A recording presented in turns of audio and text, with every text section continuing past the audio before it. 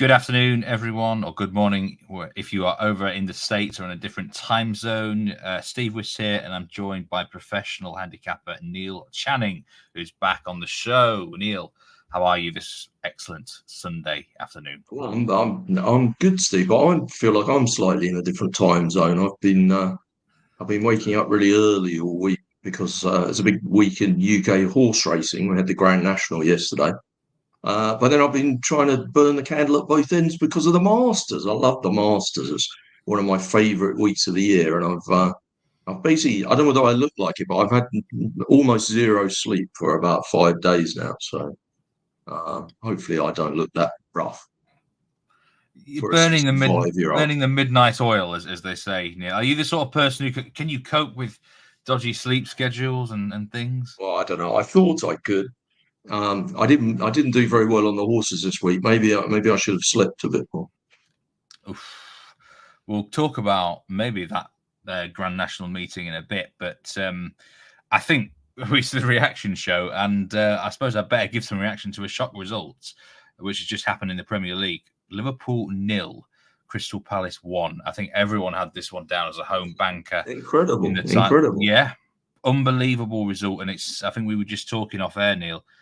Liverpool now out to 12-1 to win the Premier League title. Yeah, I think they've got actually, they did touch 12-1. I think they're slightly trimmed in. I guess people might be hedging, but I think they're more like 11-1 now. But yeah, Man City now odds on 10-11, or in American terms minus $1.10, and Arsenal kind of plus 230-ish now. So plus 130. So yeah, in decimal terms, it's 1.91 and 2.48. So pretty close. But yeah, Liverpool. 1 minute they're the favourite, the next minute they're scrubbing away in third. A lot like some of my horses this week. It's been an horrendous 3 days for Liverpool. They look like they're probably heading out of Europe. 3-0 disadvantage to turn around there. That result today, we might look back and look. I mean, they could win every single game now for the rest of the season and end up with nothing else. That's the horrible. It's out of their hands now. So a real shock result. A massive chance though for Arsenal. I mean, it wasn't. Huge. It was in Arsenal's hands anyway because of the vastly superior goal difference. But if they do win all of their remaining games, last time I was on, Arsenal got that draw, the 0-0, and I sort of was surprised at the reaction to that. A lot of people were like not very impressed by Arsenal that day. That was a huge result for them in the context of the league. And now, when you look at the situation now, you can see how important it was. Yeah, and obviously Arsenal, a hot favourite to beat Villa this afternoon. If they do that, they'll. I don't think they'll go favourite in the league, but it'll be very close. It'll be. They might go slight favourite actually if they win this afternoon, but it's very interesting now. I quite like under 3.5 goals at minus 139 in this game, Neil. I think it's sandwiched in between a big Champions League tie for Arsenal. They just need to win the game. They don't need anything big. Like they're minus 420 on the money line. Villa are 10-1 with Bet Rivers for those who are interested. And the tie is plus 575. I do know that this is one of Nigel Seeley's on the Premier League. That's funny.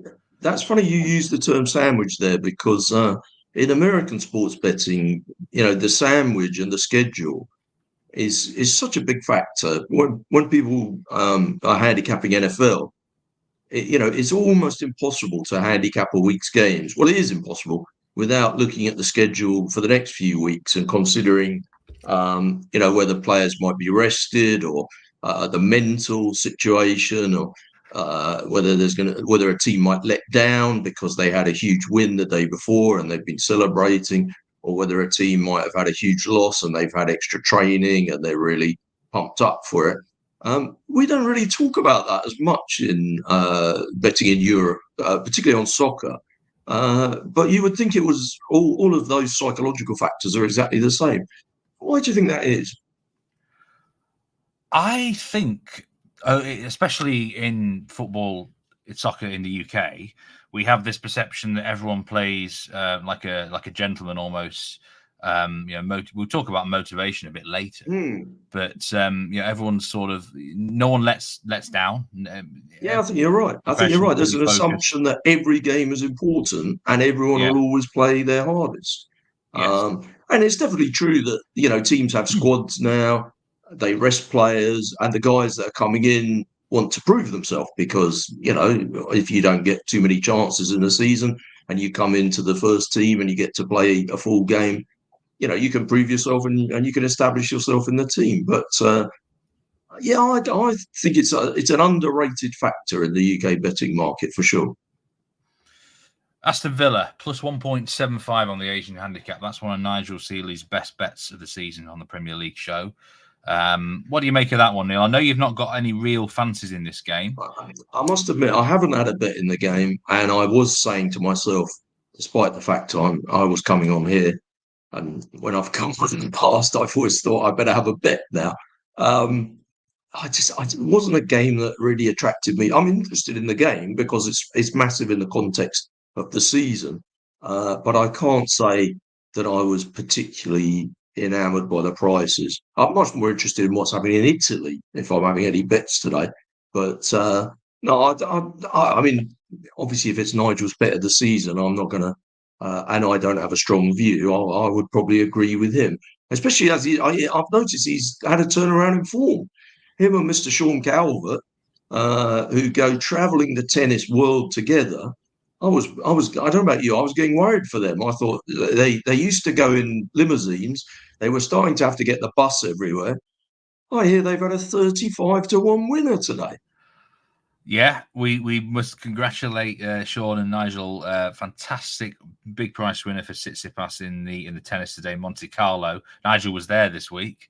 Maybe he said something to him. I think that makes a difference when the matches that the tournaments that he goes to, they have a better record because you can cough on the service, can't you? It gives you a little edge for your guy, a little sneeze here and there. Yeah, and he definitely all sorts of fun and games going on. But but I'll just seriously, well done. I know that at times it's been a bit of a lean run. I think Sean's had he has had a bit of a bad run on the tennis this year, and I think he was taking it to heart. It looked to me like he was slightly taking it to heart.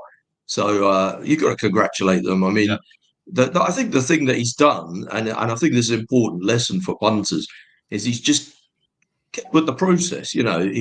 Sometimes if you're on a bit of a bad run, you might think, well, I'll back a couple of favourites, a couple of short price things just to get some winners on the board, and that'll cheer me up. But that's not the way to make long-term profits. And if you're looking at tennis, he likes to look at the draw, maybe find one half is a bit weaker than the other, bet somebody each way, hope that the big name gets knocked out in the other half, that kind of thing. And he's turned up Tsitsipas, and it's worked out. It's a big price. Yeah, I think there was a very good tennis show this week, actually, which I think has had a whole 5 or 10 minute section how to deal with, rough runs, and I thought there were some really wise words said actually from how to deal with Twitter abuse. I think, the social abuse in general can be out there in all forms now. There's loads of different formats. The best way to deal with it is to have a 33-1 winner. I find that tends to shut them up then. Also want to give a big shout out to the Instagram channel. I don't know if you're on Instagram, Neil, but come on, I'm 110. I'm way too old for that. I'm thinking about getting a TikTok channel. For some reason, I just thought you were going to come back at me then and say, "Yeah, I've got 20,000 followers on Instagram. Why are you not following me, Steve?" I just had this vision, but the Instagram account. I'm only on there for my fashion tips, Simon Holden had an interesting video on the Instagram account today in a Rolls Royce, in the back of a Rolls Royce, to giving some US Masters tips.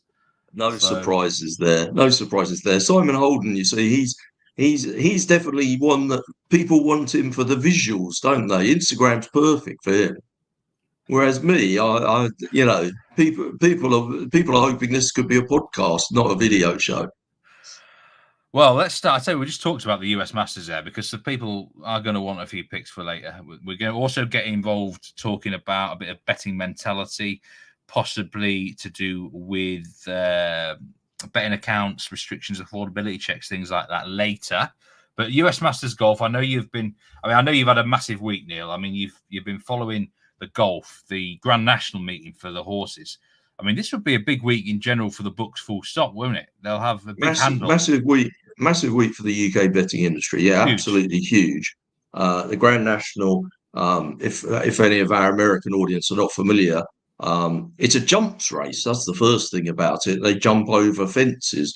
And they've reduced the number of runners in the race now. There were 32 in yesterday's race. And it's a wide open contest. The favourite actually won the race, but it was a 7-1 favourite plus 700. So a big price really for a favourite. It was a really huge thing for the betting industry. The bookies will have. To be honest with you, when the field is wide open like that, and there's loads of horses at 10 and 12-1, they generally take a good spread of money. And the favourite winning is not always as disastrous as, if a kind of 2-1 favourite wins or something like that in a big race. But in the same way that the Melbourne Cup in Australia is the race that stops the nation, the Grand National, in my time growing up, was always like that. People that never normally had a bet would have a bet. It was socially acceptable for people on the TV and the radio and in newspapers to talk about the race and talk about betting. Not so much just talk about the racing, but talk about betting. Most of the daily newspapers in the UK will have a sweepstake on it, similar to how in America, when the Super Bowl's on, people have pools and squares and stuff like that. Office sweepstakes is big. Now, a lot of that is not really happening as much as it would have done 15, 20 years ago, as gambling becomes perhaps less mainstream, but it's still pretty big in the UK. The Masters, though, is big, but not so big. I mean, golf here is shown on subscription TV. We do get. I don't even know actually whether we get coverage on the BBC. I'll be watching it on just Sky. Highlights. You get highlights these days, yeah. So you can watch it on the internet, obviously, but in terms of a betting sport, it's much, much smaller. I mean, the main betting sports in the UK are horses and football by a long way, soccer. They take up sort of 92% of the turnover. But really, golf, tennis and NFL would be the next three, in rugby. Everything else is kind of, insignificant. So the major weeks on golf are pretty big. I'm always quite surprised that golf isn't a bigger betting sport in the US, actually, because they have three of the majors over there. I don't know whether it's because the betting markets in the US, people they like 50-50 chances. They like, the NFL 2-10-11 chances and a handicap. Whereas with the golf, it's a wide open thing. The favourite's 10-1, 8-1, something like that. There's 30 odd people that can realistically win it. Maybe it's too wide open and people don't really want that. But we were talking last time I was on about the whole request a bet, build a bet situation, the in-game parlays. And I think the reason they've become so popular is that people like to win a lot for a little. And, the golf gives you a chance to win a lot for a little. You can bet somebody at 50-1 and they can have a genuine chance of winning the tournament. And it's very exciting if you get the winner. Got some questions coming in here. Carl Shanahan has asked thoughts on Ollie Watkins minus 115 for just a shot on target. That is a big price for any starting striker in any match in the Premier League. Kyle Sheehan, not Shanahan. He's the coach of the San Francisco 49ers, isn't he?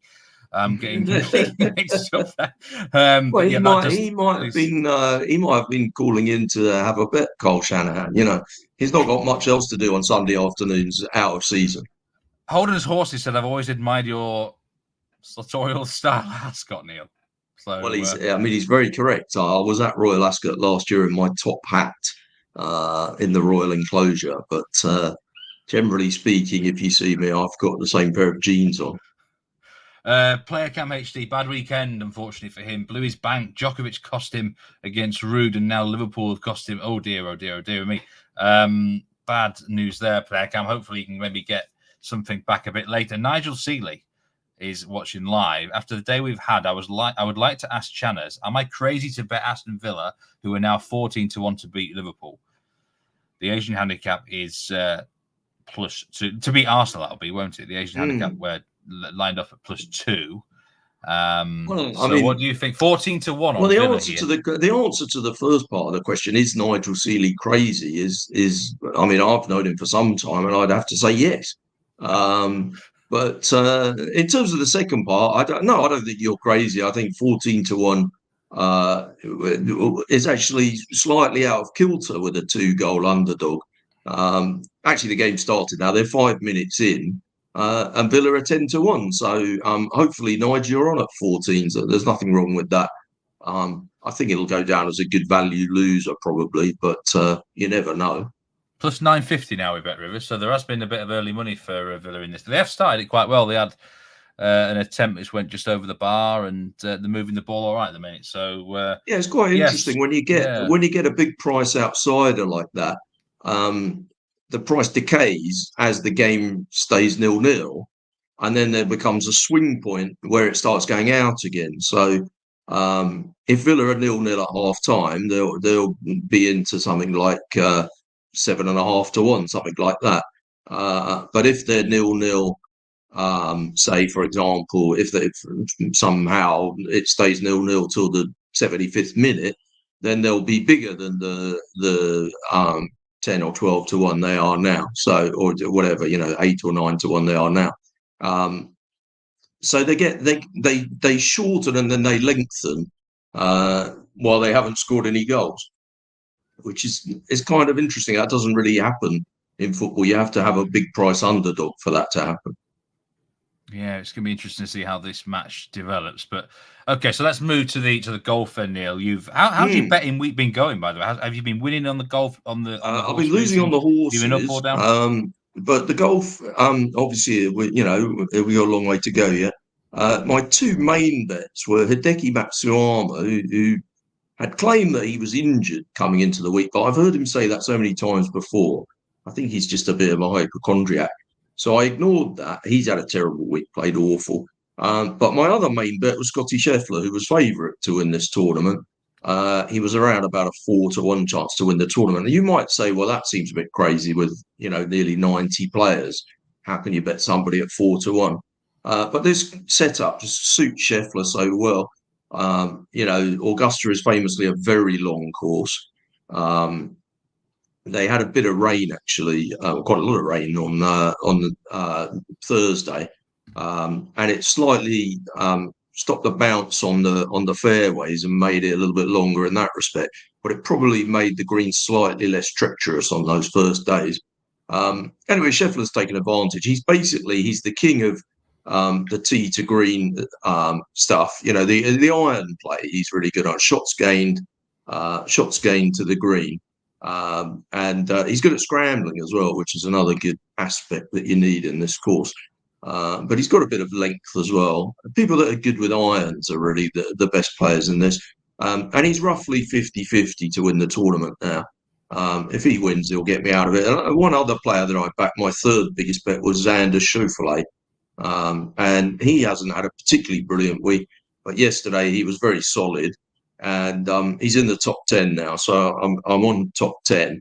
But if he wins it, that would be pretty nice as well. So those are my big hopes at the moment. I'm pretty happy with those bets. I haven't done anything to press them or to hedge them today. I'm just going to leave it and hope for the best, really. Yeah, Nigel Seeley was saying on the video today, hedging is for gardens. And well, that kind of it worked for him, didn't it, with the Tsitsipas bet? Well, I think we might have spoken about that on here before. Basically, I think if you're in a situation where you've got, say, Tsitsipas or something, Tsitsipas, I can't ever say that, and you're on at 30-1, and now he's in the final. I think the situation where you should hedge is A, if you think that the prices on the final are wrong, and you're being offered a price that if you came into it cold with no bet at all at that stage, you would have a bet.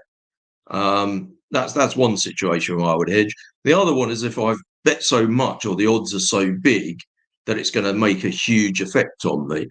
So if it was a kind of life changing amount of money, say the last leg of a parlay where I've had a bunch of winners, and if this last one wins, it's going to be a huge number.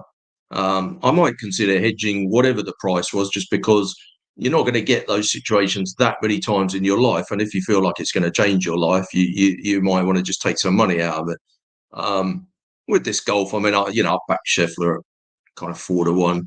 I haven't had a life-changing sum of money on it. He's even money now.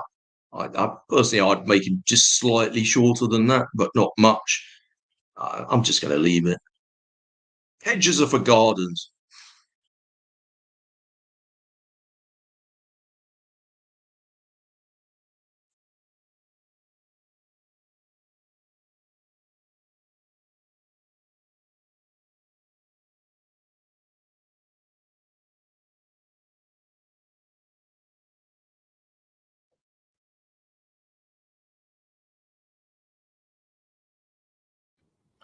Sorry, I was on mute there.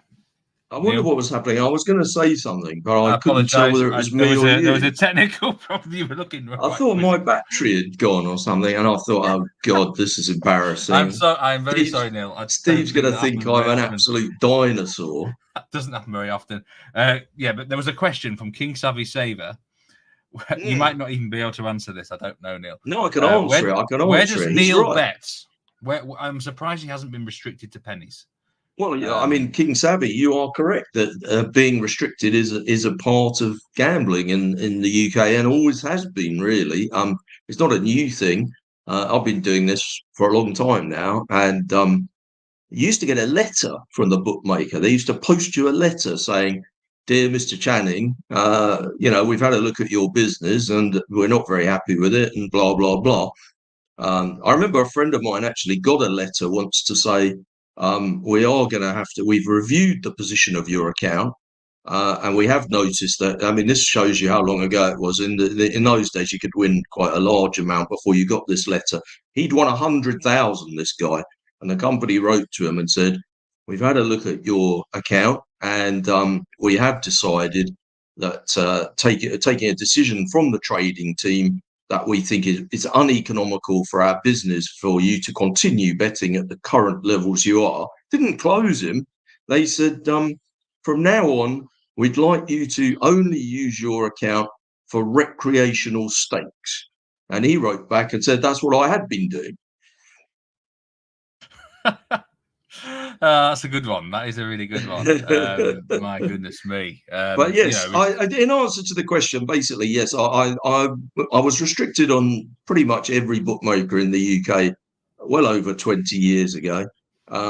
Luckily, computers came in after that, and a lot of them chucked away the paperwork and forgot that I was restricted. So I was able to open again with lots of them.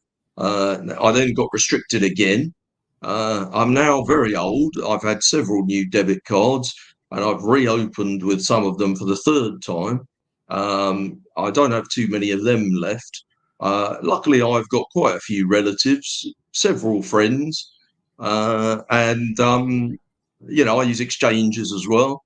And I'm not averse to the odd trip around the betting shops in the UK, unlike America. We have high street retail outlets that do betting, so you don't have to go to a casino to find a sports book. You get little kind of bookie joints on the high street. There's not as many of them as there used to be, sadly. Probably about half as many as there were 5 years ago. But they're getting harder. It's harder and harder to get on. The prices in the shops are not as good as online. You have to shop around. It's a bit of a pain. Quite often you go in and you want to have a couple of hundred on something, and they say you can only have 50 quid, or they tell you nothing at all. Sometimes they kick you out. I've been banned from a few. it's a constant game. It's a constant game, but it's part of the fun of it. For me, I quite enjoy the cat and mouse, and I normally manage to get what I want to get on. But it's a full time job. I spend a lot of time trying to get bets on and trying to get paid, chasing people for the money from the bets they put on for me. I went past a betting shop yesterday. Actually, I was up in the Lake District at a place called Bowness in Windermere, which is a real tourist. They have a coral shop there, don't they, Steve? Yeah, how did you know that? Don't worry about that. I've got in my head is a map of all the betting shops in the country. Absolutely, it was in a really weird location. I never would have found it. I was just looking at like a hotel / restaurant. It was opposite, and I actually thought about going in. I was with the wife. I thought about just going in and wondering how much I'd be allowed on something. I could literally picture that shop as we're speaking. Yeah. So it seems I think some people, King's savvy here, Saver, sorry, not savvy. Maybe he's savvy as well. But it's quite a bit of an alien thought to some from people in certain countries that we have bookie shops, littered about everywhere throughout the whole country. You can walk in there, put cold hard cash down, and you could be picking up cold hard cash within a few minutes if you say on a dog race or something or whatever. It's funny they have these self-service betting terminals now, and when they first brought them in, it was a brilliant thing for a while because you could kind of surreptitiously wander in and put a load of bets on, and nobody would really notice what you were doing.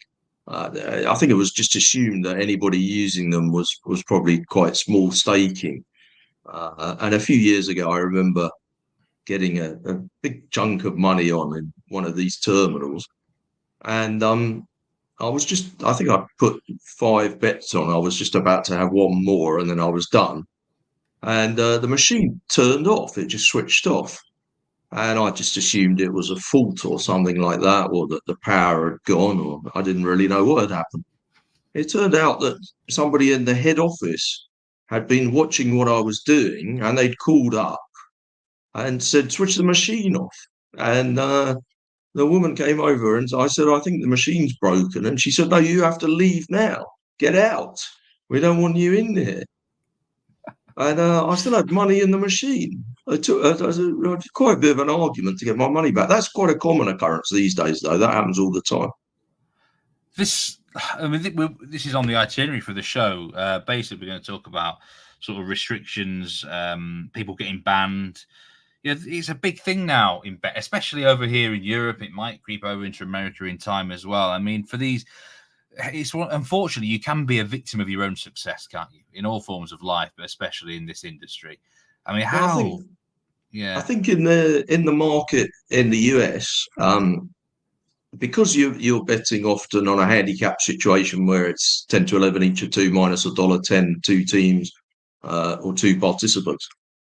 There's always been a feeling that the bookie's job is to find out which one of the two the smart money wants to be on and then get that way. So if say you have an NFL game between, I don't know, the Giants and the Jets, and the Giants are a 7-point favorite, and some shrewd, hot customer comes in and takes the Giants -7, then the bookie would generally move it to 7.5 and wait for the public to come in the other way and bet the Jets, say, for example. In fact, it's often the other way around, that the sharp money is taking the less fashionable team and the public are taking the kind of trendy favourite.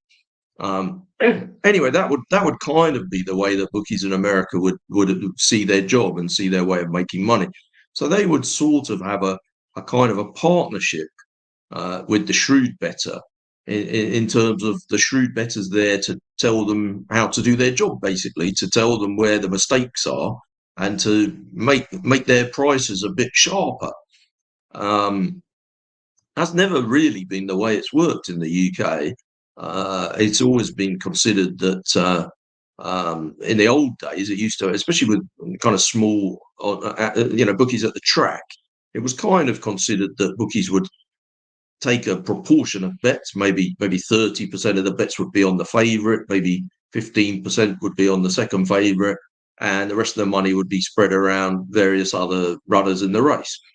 And if the favourite won, the bookie would lose a little bit. break even if the second favourite won and win money if any of the others won.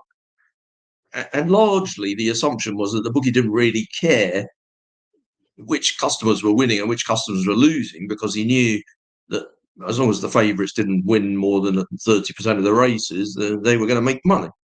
But of course, if you get into a situation where the same customers keep winning all the time and the same people are losing all the time, then you've got to keep replacing your customer base. You've got to keep advertising. You've got to pick up new customers. You've got to sign them up. You might have to do bonuses or something like that to attract new customers, of advertising.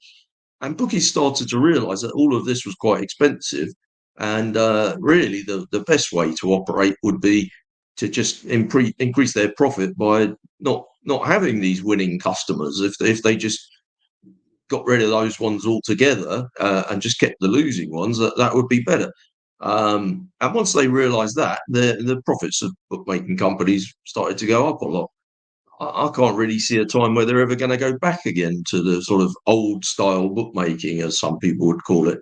One of the things about gambling for a living is the situation changes all the time, whether it's a sporting event or just the overall market. And you have to adapt to that, and you have to be good at adapting. I think that's probably the main skill of being a professional gambler, is being able to adapt to a new situation.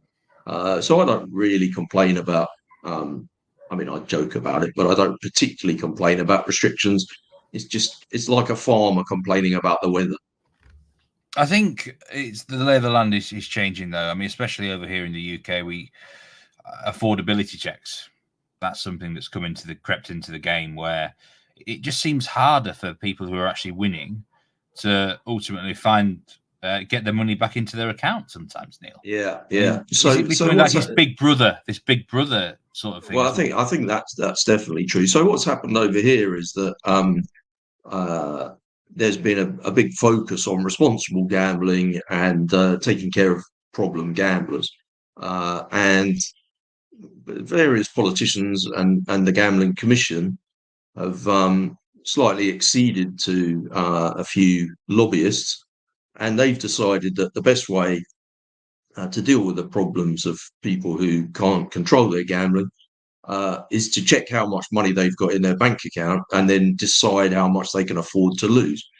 Now, for an American audience, this probably sounds crazy. The government want to get involved in how you spend your taxed money, for a perfectly legal activity. That just seems insane. But that's currently what people are talking about doing here. And to an extent, it's happening already, because betting companies have been trialing it. But the big argument has come, as Steve, as you've said there, is that also the companies have to do anti-money laundering checks. They have to know their customers. They need to see, proper ID from people. They need to know that the person that they're dealing with is actually that person. And it's felt by punters, they've slightly started to use all of these rules to weed out winning punters. So in answer to the earlier question of, how do you get your bets on? Yes, it's true. Quite often my bets are put on by other people on their accounts. And there's not really very much the bookmakers can do to stop that. They can see patterns of the way people bet. And they can think, well, this guy looks like he's going to be a winning customer, and we'll restrict him even if he's not even winning. And they may notice a group of people all having the same bets at the same time. And maybe that's because I texted it to a bunch of people all at once. So they do have ways of defending against people like me. But it has been felt recently that one of the main ways they're defending is by pretending that they're worried about problem gambling and asking every single person who looks like they've got half a clue to provide ridiculous amounts of information about themselves, just in order to be allowed to access their account. I don't really think the government at the moment are very keen on that. The Gambling Commission, who run gambling in this country, seem to be quite keen on that. And I think there's a friction going on. I think the government are telling the Gambling Commission that they've overstepped the mark a little bit. But the government probably are more worried about the fact that there's going to be an election in the next 6 months, and they're probably going to get kicked out anyway. So maybe they should just do not very much and hope it all goes away. Do you know much about crypto, Neil, at all? There's a question here. Are there any crypto betting websites that we can trust? I can imagine there wouldn't be any restrictions on those type of sites. Well, I don't. I mean, I'm not sure it's quite as easy as that. There are definitely legal and mostly illegal bookmakers who you can settle up in crypto, but they're still bookmakers. They still want to win. If you're going on and continually beating the odds and winning all the time, whether they're an illegal bookmaker or a legal bookmaker, they don't want your business generally. So I don't think that's an instant solution. Carefully. I think you've got to be that sort, haven't you? You certainly. Yeah, I mean, obviously, bookmakers that are licensed, you would hope, are going to pay you out, and I think that's the main thing punters should worry about, is betting with someone who's going to pay them out. 100%, yeah. So talking of paying out, let's hope we can get some payouts later, because you do have some 2-ball bets. Oh, yes, I have. Yeah, US Masters, we've got one that tees off in 10 minutes' time. Ryan Fox against Ricky Fowler. I've got properly stuck in here to Ricky Fowler. I love Ricky Fowler. He's always been good at the Masters. He loves Augusta. Obviously, he didn't come in here in the form of 5 years ago, but he's up against Ryan Fox today. Ryan Fox started off really well yesterday. He got to 4 under at one stage, but towards the end, he totally fell apart. I just think Ricky Fowler's quite solid. He's just going to go around and shoot 70 or something like that, and that will be enough to win this match. I was quite surprised at the prices. He's like minus $1.10. Ricky Fowler. I would have made him more like minus 130, really. So minus 106 with Bet Rivers. That includes the tie. There you go. Good. That's a really good. Is that with the tie in there or without the tie? That does include the tie, yeah. So tie's a loser. Well, that's fair enough. I bet him. I actually personally bet him minus 110 with tie a loser. So you can beat what I did already. So there you go. I wouldn't put you off that. You can take the tie no bet. Bet Rivers are offering tie no bet minus 125. I don't mind having the tie in, because I think the standard deviation on scores will be high today. I don't think there's going to be too many ties today. Ties normally about 8-1 in these matches. Yeah, I think every match is 8-1 on the tie. I think. Yeah, I think the way the course is going to play today, there'll be a high variance in the scores. And I think that makes the tie less likely. So I wouldn't bother taking a worse price and having tie no bet. I would keep the tie in and give yourself a bigger price. I've had not so much on this one, but I took Will Zalatoris to beat Tyrrell Hatton. Tyrrell Hatton famously doesn't really like Augusta. I think he needs to finish in the top 12 to make sure he comes back next year, which is obviously important. But the way he was talking earlier in the week, I kind of feel like he doesn't really care if he comes back next year. He doesn't really like it anyway, and he doesn't do brilliantly here. And Will Zalatoris really likes it around here. What price have you got that one, Steve? So Will Zalatoris is even money, plus 100. Again, I think that's a very fair price. I took even money myself, so I wouldn't put you off that. I bet Cameron Tyrrell Hatton's one of the most fiery men in golf. He's a grumpy man, isn't he? He's a grumpy man. Yeah. I mean, me and you are quite relaxed. He is not. Cameron Smith was another one I bet to beat Benny Ang. Benny Ang, he sort of fell apart a bit yesterday, and after a good start, and I could see him having a poor day today. Cam Smith was playing well. He's another grumpy man. Golfers are quite grumpy, aren't they, generally? Quite a big favourite here, Cameron Smith. I wouldn't play him at that price. I played him at much closer to even money. So that wouldn't be such a good one at that price. What price can you give me Cam Davis against Nikolai Hogarth? Cam Davis is plus money, plus 115. Oh, well, that's a very fair price. I definitely wouldn't put you off that, although it wouldn't be a huge one. Nikolai Hogarth, he threw it away yesterday. He was going along really well. He got to 7 under at one stage yesterday. Had a horrible run. I think he did 5 bogeys on the spin at one stage. I think he might be a bit not fancying it today. Someone that was striking the ball really well, Tommy Fleetwood. What price is he? That's in the one that goes off at 6:45 UK time. Yeah, Tommy Fleetwood is. It's I'm trying Cam to find Young. him now. It's Yeah, Cam plus Young. 100, even money to Even beat money. Cameron Young. Again, a fair price. And Tommy Fleetwood, he hasn't done particularly well at Augusta in the past, but he's having a really good week, and he seems to be really striking the ball well. I just quite like that. And my final one, which was my second strongest after Fowler, is Xander Schauffele. He's up against Bryson DeChambeau. DeChambeau was all over the place yesterday. DeChambles. He was DeChambles. He wasn't DeChambeau. Xander, very solid, just really solid. I just think he'll just go around here, shoot 69, and if Bryson can beat 69, he'll win. But it's a hard game. What do we got? -120? Yeah, well, minus 114 on Xander Schauffele. Well, that's even better. Yeah. Well, that's a very fair price. The thing is, though, Neil, if Bryson DeChambeau isn't this a par 67 course for Bryson DeChambeau? 68, he said one day famously. 68. And then, 68. And then he hadn't even. He said it was a par 68, and then for the next 12 rounds, he averaged 74. and of course, he's on the Live Tour. They only play 54 holes, don't they? So it's going to be they're very lazy. They're very lazy, those people. For Bryson on the final day. But he's an interesting golfer. Shout out, by the way, to Simon Holden, who's been doing some great Instagram content for the Masters. And he did actually tip up Colin Morikawa at 16-1 after round 2. And I mean, fair play to him. I don't know where he got that from. I mean, Colin, this course is way too long for him. I thought he played really well yesterday, though. Good luck to you, Simon. Don't you go beating Who's the winner? Scheffler. Scheffler wins it from here. I think Scheffler wins it. He's such a good player. He's just his iron play is just superb, and he's a good scrambler. His weakness is his putting, but I think the greens, they were very fast yesterday, and he got away with it. In fact, he putted well yesterday. I think the greens will be a bit easier today. The pins are they've set the pins to try and make scores for a dramatic last day. I think he could run away with it, actually. And for someone looking for a bit of soccer interest later, then the French game between Lyon and Brest definitely stands out as a big fixture this evening.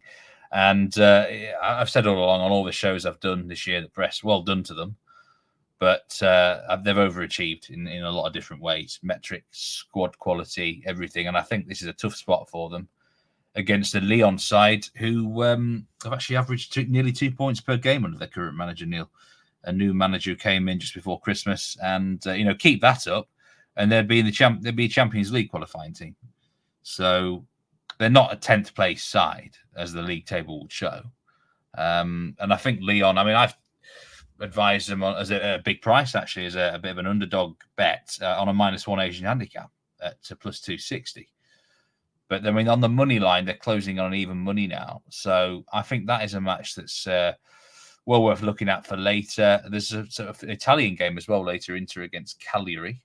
Well, actually, the other one, I do like an Italian. It's a little bit late because they just kicked off. They played about 2 minutes. But if you can still get on, I did play the over in Udinese Roma. It was over 2. This one, it wasn't expected to be a particularly high scoring game.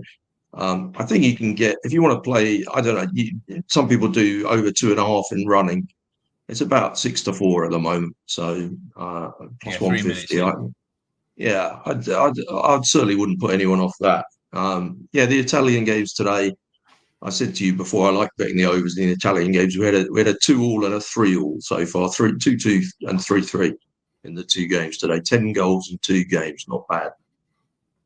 Just before you head off, it's an interesting question to finish off the show. Go on. Which is... Did Andy Kearns ask the question before, but I missed it. It came up. I was... no, about something else. I was looking back now. It wasn't... I think it was just a comment. Last time he went into the bookies, they pulled out an armchair for him and laid on a buffet. No idea why. You can eat. Well, sometimes they want you to stay in there, don't they? For as long as you can. I don't know. I don't know what exactly he's implying there, but obviously very welcoming. Neil, you can be a bit quick on this if you want, but what have you learned most in betting, and what would you tell? Oh gosh, what is the one bit of advice that you would tell a young Neil Channing? Okay. Well, I'll take the second one first because that's an easy one. I would say to the young Neil Channing, keep an eye out for Leicester to win the league at around about 5,000 to 1. Anytime you see that offered, have a bet. So that would be my advice to a young Neil Channing. I might forget which year it was. So, that's the one I would always use as well. What have I learned? That's a very good question. I don't know. I mean, I like to think I'm learning every day at this game. My main Do you problem still is learn now? Even now, I've sort learned of, a lot, you're but a but now veteran. I'm getting old. I find I forget stuff. So I've learned loads of things, but I just keep forgetting them. So it's my main thing is to try and remember all the things I've learned in the past. Somebody messaged earlier to say that they'd had a terrible day and they'd done their whole bankroll. The worst amount of money you can lose in a day is your whole bankroll. Whatever your bankroll is, you shouldn't really put yourself in a position where it could all go in one day, because the worst place to come back from is completely skint. Being a little bit low on funds is just a small problem that can be solved, but being totally skint is never a nice place to be. I think if you're on a bad run, you should cut down, and if you're on a good run, you should increase. And hopefully you won't find yourself running out of bankroll if you do it that way. That has got to be the number one bit of advice, hasn't it? You got to stay in the game, haven't you? Even Keep if in it's the a bad game. day, You've got to stay in the game. Week. Yeah, completely. If you got a chip and a chair, is the same poker. Although you want more of a chip, I think, in the betting game. But it's better than nothing, isn't it?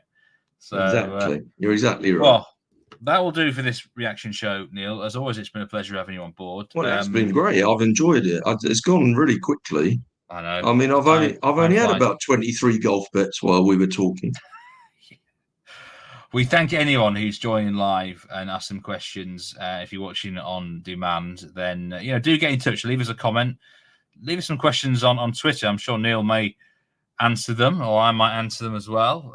In due course, I don't mind. 0-0 still, Arsenal Villa. It's looking good for Nigel so far. But I mean, all it takes is a goal, isn't it? But yeah, at the minute, I've got to say, I've had this on in the background. Arsenal have had their moments, but Villa, I think, have played fairly well. They'll be the better the season. I hope he's had all the tennis winnings on. Yeah, it's. I think it certainly was a very strong fancy for Nigel, from what I remember watching from the EPL show. But as I say, thanks everyone who's been commenting on the shows. Do give us a follow on the Instagram account. I keep harping on about Instagram, Neil, but this is a very popular platform. Even I've been getting involved with Instagram now. Well, I don't know. Maybe I'll have to consider it. But I'll have to make it slightly different from my Twitter, though, just purely for the fashion tips. Yeah. It's I'll be intrigued to see how you are best dressed at Royal Ascot, Neil, when you create this Instagram account. But thanks again. We'll see you next time, everyone. I hope you have a really good betting week. Loads of content at the moment out there from the app Because We Win boys. Loads of sports going on. We're really at the crunch stage of the season. Cash those winning tickets this week. Stay safe. Come on, Ricky Fowler. Goodbye. Come on.